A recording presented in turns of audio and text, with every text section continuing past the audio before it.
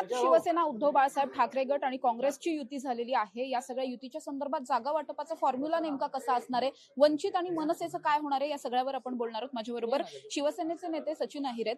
Sir, काय सांगाल, काय नेमकं ठरलेलं आहे, जागा वाटपाचा फॉर्म्युला कसा असणार? प्रेसमध्ये सांगितल्याप्रमाणे की आज असं ठरलं की 45 कसा असणार आहे, वंचित आणि मनसेचं काय होणार आहे, या सगळ्यावर आपण बोलणार आहोत। माझ्याबरोबर शिवसेनेचे नेते सचिन अहिर आहेत। सर, काय सांगाल, काय नेमकं ठरलेलं आहे, जागा वाटपाचा फॉर्म्युला कसा असणार? प्रेसमध्ये सांगितल्याप्रमाणे की आज असं ठरलं की 45 जागा आम्ही एबी फॉर्म देऊ, 60 जागा ते देऊ, बाकीचे राहिलेले पण आज रात्री डिस्कस करून घेऊन आपण निर्णय घेण्याचं काम आम्ही करणार आहोत।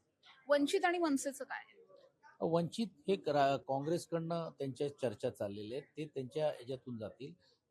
मनसे हे आमच्याबरोबर चर्चा करतात, तर आमच्या याच्यातून जातील। सकारात्मक चर्चा चाललेली आहे। 30-32 ची यादी त्यांची होती, आम्ही 20-21 दिले, वर खाली करून घेऊन ते आम्ही निर्णायक आणि सकारात्मक करू। शरद पवार गटाचं नेमकं कुठे बिनसलं? कारण काल परवापर्यंत सुद्धा बैठकी झाली। ते त्यांना विचारायला लागेल की असं काय रहस्य झालं की ते पहिले गेले, परत आले, परत गेले, परत आले आणि आता कायमचे गेले। तुमच्या काही स्ट्रॅटेजी फोडण्याचं काम केलं की तिकडे? नाही नाही, अजिबात नाही। आमचा प्लॅन A-B-C होता, असं नाही की नाही। तर आज आम्ही ही कसोटी होती की 165 उमेदवार देण्याबाबतीत, ती आम्ही आज पूर्ण करतोय। उलटा आमच्याकडे एवढे देऊन पण अजून उमेदवार पुढे येताना पाहायला मिळत आहेत, ही सकारात्मक बाब आहे असं समजलं।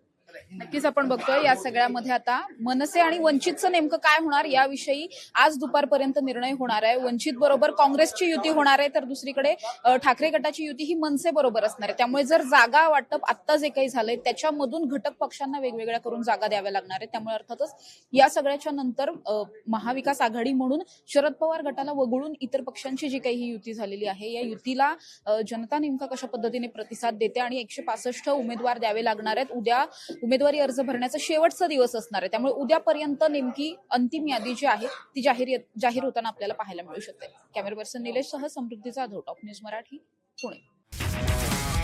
तुमची car, electric panel, data server आगीपासून सुरक्षित आहे का?